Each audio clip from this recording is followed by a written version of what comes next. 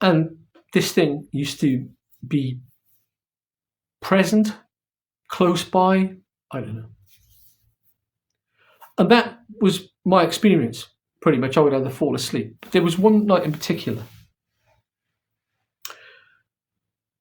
where I screamed out.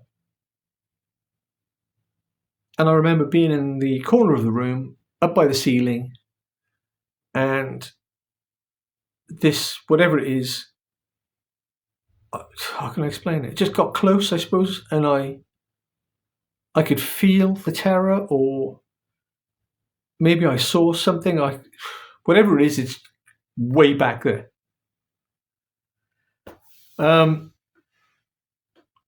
And I screamed out. And that was very unusual because, as I said, we had a very difficult childhood. And I didn't want to wake my dad. And I'll leave that there. But it does bring me historically to these stories of children and closets, corners, and crying, frankly. So I've got some notes here that I'm going to read from, or I'll, use. So historically speaking, we've got tens of thousands by now, maybe even millions, of stories throughout history of children being sent to bed and crying. Oh, there's a ghost in my room. Yeah, been there, done that.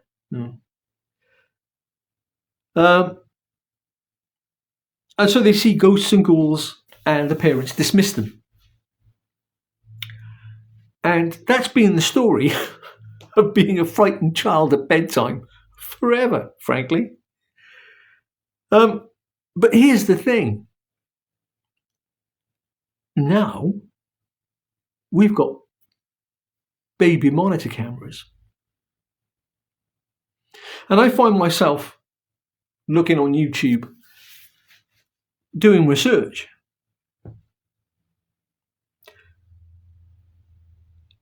And we're left with a rather uncomfortable conclusion that kids who are seeing these things may actually be seeing these things. And of course, I'm being primed for this by my own experience.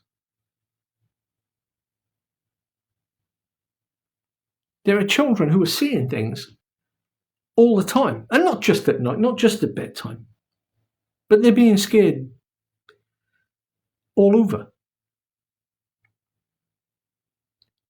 And so you get these kids like 3, 4, 5 years old who are not very articulate. There's a man in my room, I can see a man. Oh, don't be silly.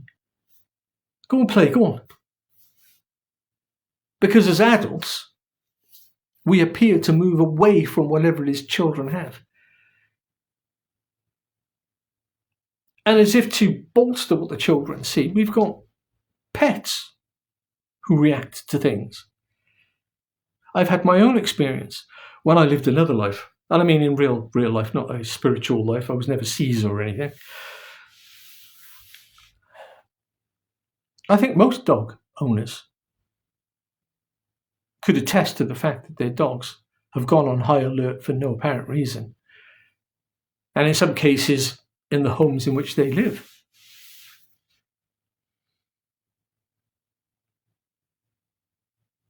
So, irrational child fear or bad parenting?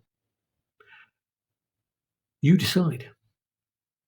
But it brings us on again to this larger phenomena of people who experience in adulthood entities at night. We've all heard the phrase night terrors, sleep paralysis. These poor people who, frankly, go to sleep in what should be the safest area of their homes, their bedrooms. You know, where you go when you're tired and the house embraces you and you get to sleep and it's all lovely and cuddly and you hopefully wake up refreshed, which I never do. I still have trouble sleeping to this day. Now, my own personal experiences are, so I've had a couple with regards to being in bed. Now,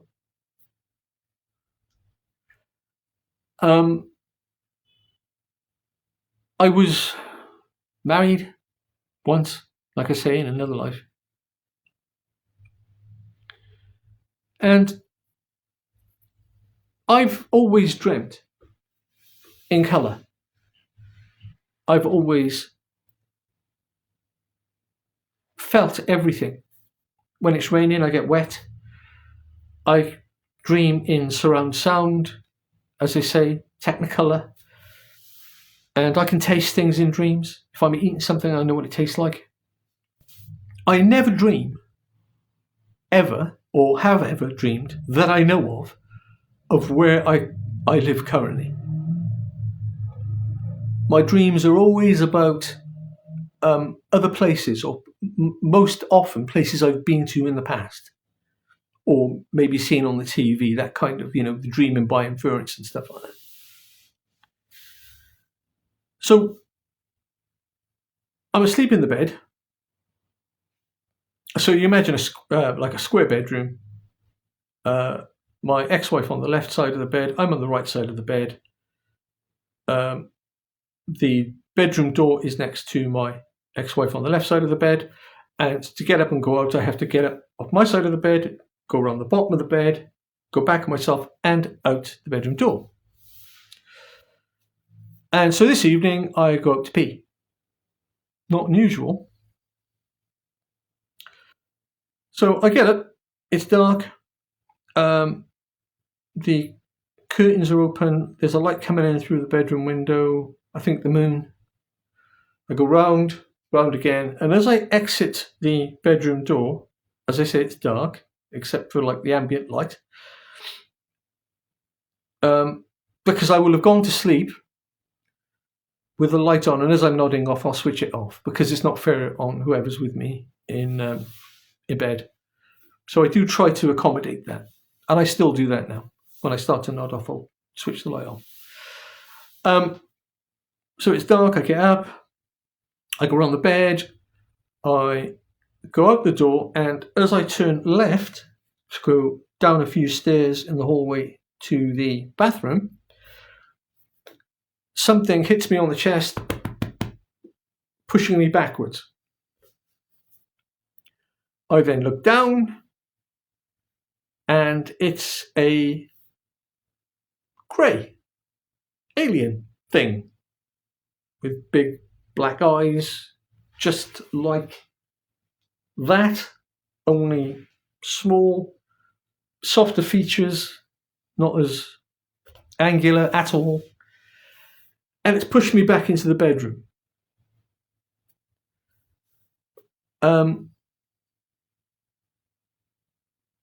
The next thing I know, I wake up and it's still dark. And I don't want to pee. I have no idea what that's all about. And you could reasonably say, because I was reading UFO culture, and so you could say, oh, it's just he's having this, he's seeing pictures and he's just dreaming about it.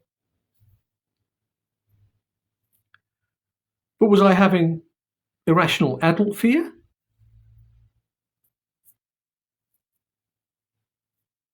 Because I'm not my Todd. There are many, many other people across the planet who have these unfortunate incidents, and it does have an impact on their lives. Most frequently, we hear cries saying, oh, they're just looking for attention. With the greatest of respect, you have no idea what you're talking about if you think that's the case. Assuming the person is being sincere and not lying in the first place.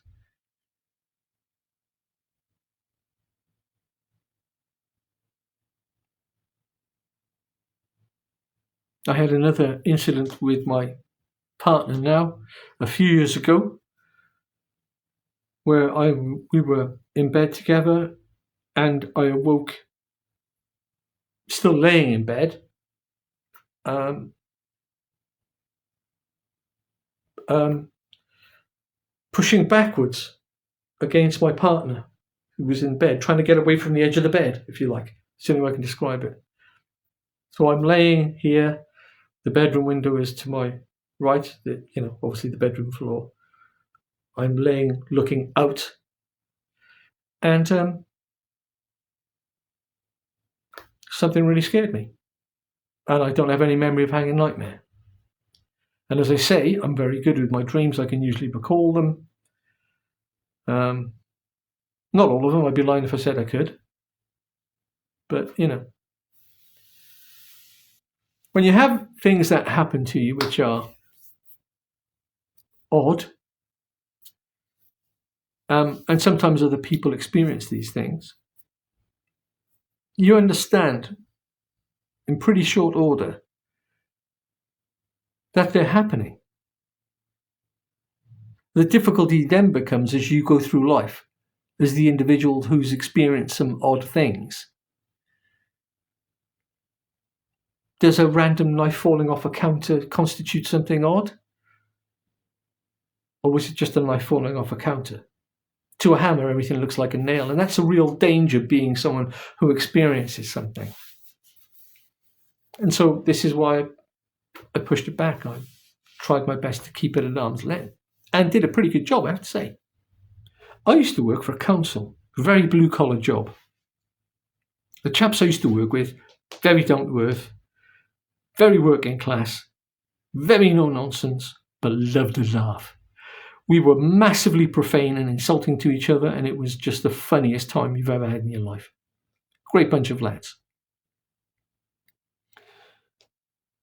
And so, if I got to know one of the crew members well enough, because we all used to swap, chop and change, and we'd spend weeks or even months, and in some cases years, working together. When you got to know them well enough, you wouldn't want to offend anyone's sensibilities, because the general feeling is that most people aren't bothered by this stuff. They don't want to be bothered by this stuff. It's just of no interest to them. Fair enough. That's what I say. But you chat about all things when you're in the van together. All kinds of stuff. Most of it's hilarious. So you start to get comfortable, you feel comfortable with someone, and you just say, oh, you ever seen a ghost or anything? Just as like a random topic of conversation. And I'll tell you something. Everybody seems to have a ghost story. Do let me know what you think in the comments below. Do like, subscribe and share. And until next time, this is me signing off. Bye-bye.